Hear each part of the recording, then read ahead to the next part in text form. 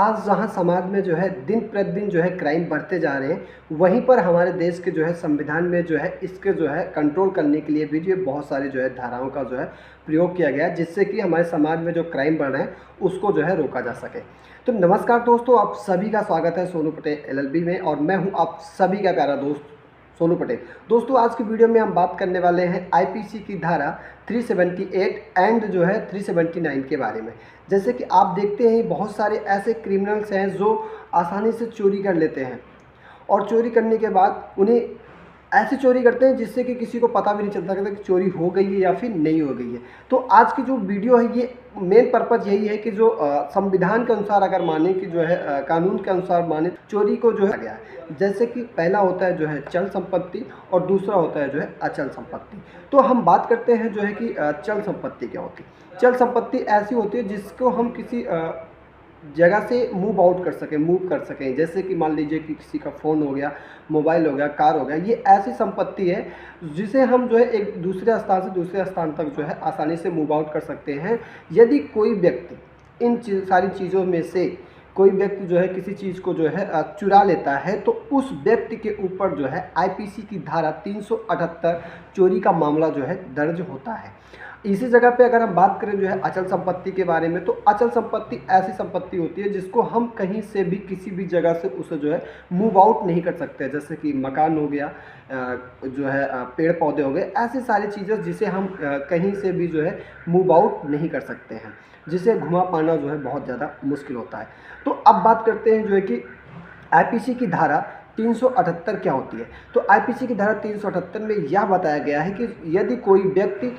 किसी की संपत्ति को बिना बताए जो है चोरी कर लेता है, या फिर बिना उसे संकेत किए हुए उस संपत्ति को एक जगह से उठाकर अपने पास रख लेता है, और रखने के बाद वो व्यक्ति को पता नहीं चलता है कि हमारी संपत्ति को चोरी हो गया, और उसे अचानक सा पता चलता है कि हमारी संपत्ति या फिर हमारा कोई भी चीज़ जो है चोरी हो गया है, तो वह जो है व्यक्ति जो है किसी व्यक्ति के ऊपर जो है जिसने भी जो है चोरी की है उसके ऊपर जो है मामला दर्ज करवाएगा, थाने में जाके एफआईआर दर्ज करवाएगा। तो उस पल पे जब भी व्यक्ति जो है एफआईआर दर्ज करवाता है या फिर मामले को जो है लिखवाता है, तो ऐसे में तुरंत जो है पुलिस जो है एक्शन लेती है, और एक्शन लेने के बाद जो है उस व्यक्ति को जो है गिरफ्तार करती है।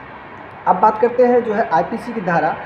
379 में। 379 में क्या होता है कि इसमें जो है अचल संपत्ति के बारे में बताया गया है। ये 379 उस व्यक्ति पर ही लागू होती है जो व्यक्ति ने 378 में जो है चोरी किया है। तो यही मेन समझना बात यहाँ पर यही है कि 378 उस व्यक्ति के ऊपर लगेगी जिसने जो है चोरी के मामले का जो है केस अभी लगा हुआ है, तो उसके ऊपर 379 जो है धारा लगाई जाएगी, क्योंकि ये जो है जिसके उसी के ऊपर लगेगी जिसके ऊपर 378 ऑलरेडी चोरी का मामला जो है दर्ज हुआ है। इसी वजह से उस पर जो है 379 का जो है केस भी उस पर लगेगा। तो अब बात करते हैं कि जो है 378 और 379 में जो है सज़ा का प्रावधान क्या है। इसमें जो है सज़ा के प्रावधान क्या होते हैं। यदि किसी व्यक्ति ने जो है आईपीसी की धारा 378 के थ्रू किसी व्यक्ति पर जो है चोरी का इल्ज़ाम लगाया है, और चोरी इल्ज़ाम लगाने के बाद जब भी वो व्यक्ति जो है एफआईआर दर्ज करवाता है, तो ऐसे परिस्थिति में पुलिस को जो है वारंट की ज़रूरत नहीं होती है। वो तुरंत जो है एक्शन लेती है, और एक्शन लेने के बाद उस व्यक्ति को जो है गिरफ्तार करते हैं, और गिरफ्तार करने के बाद जो है न्यायालय में पेश करते हैं। और न्यायालय में पेश करने के बाद उस व्यक्ति के ऊपर जो है लगाई गई धारा 378 और 379 के तहत उसको जो है आगे के लिए जो है कार्रवाई, जब भी जो है उस व्यक्ति को जो है दोषी पाएगा, तो दोषी पाने के बाद उस व्यक्ति को जो है 3 वर्षों के लिए जो है कारावास हो सकता है, या फिर आर्थिक जुर्माना के साथ साथ इनमें से दोनों हो सकता है, या फिर कारावास भी हो सकता है, या फिर उसे जो है जुर्माना भी दे सकता है। ये न्यायालय के ऊपर डिपेंड करता है कि वो दोनों में से क्या दे सकता है। अधिकतर क्या होता है कि न्यायालय यही चाहता है कि कोई बात नहीं है, हम इन्हें जो है सज़ा दे देते हैं, और सज़ा देने के बाद ये जो है अगले के आने वाले समय में ये जो है क्या हो जाता है, सुधर सकते हैं, और फिर ऐसी गलतियाँ दोबारा नहीं करेंगे। तो अब बात करते हैं आईपीसी की धारा 378 और 379 में जो है जमानत के प्रावधान क्या है, या फिर जमानत हम कैसे पा सकते हैं। क्या धारा 378 और 379 में जमानत मिल भी सकती है या फिर नहीं मिल सकती है। ऐसे बहुत सारे सवाल आपके मन में आते रहे होंगे। तो बता दें आपको कि जब भी कभी आप ऐसी परिस्थिति में किसी के साथ ऐसे चोरी करते हैं, तो चोरी जो है ये जो है एक गैर संज्ञेय अपराध में आता है, गैर संज्ञेय अपराध की श्रेणी में, गैर संज्ञेय की श्रेणी में आता है। इसमें क्या होता है कि सिंपल सा फंडा है कि अगर आपको जो है लगता है जिस व्यक्ति के साथ आपने जो है जिसके यहाँ भी आपने चोरी किया है उस व्यक्ति से मिलकर अगर आप जो है समझौता करना चाहते हैं तो ये जो है जिला मजिस्ट्रेट के यहाँ से जाकर जो है आप आसानी से जो है समझौता भी कर सकते हैं। इसमें कोई जो है आपत्ति नहीं है किसी को भी, यदि अगला व्यक्ति जो है आपके साथ समझौता करना चाहता है तो, अदरवाइज़ कोई उसमें दिक्कत नहीं है।